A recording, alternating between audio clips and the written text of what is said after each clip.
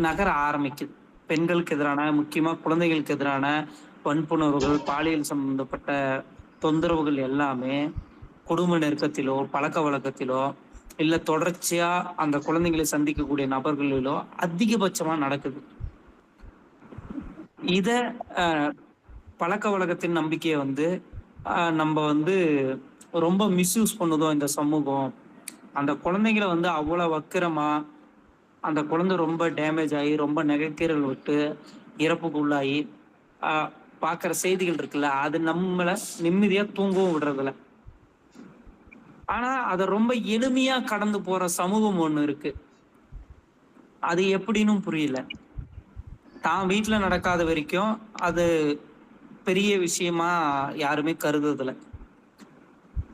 ஆனா, அரசியலுக்காக பேசப்படுற வார்த்தைகள்ன்றது, அ இப்போ நடக்கக்கூடிய ஆட்சியில இருந்த முன்னாள் தேர்தல சந்திக்கக்கூடிய காலத்துல கூட தான் அவரு என்ன சொல்லியிருந்தாருன்னா, பெண்களுக்கு எதிராவோ, குழந்தைகளுக்கு எதிராவோ ஒரு சம்பவம் கூட தான் நடக்க விடாம நான் பார்த்துப்பேன் அப்படின்னு சொல்ற வார்த்தைகள் வந்து ஆறுதலா நீங்க தேர்தல் அரசியலுக்காக பேசலாம். ஆனா, ஒரு சமூகத்துக்குள்ள இந்த மாரியான நீங்க குடுக்கக்கூடிய வாக்குறுதிகள எந்த வகையில காப்பாத்த முடியும் அப்படின்றத பத்தியாவது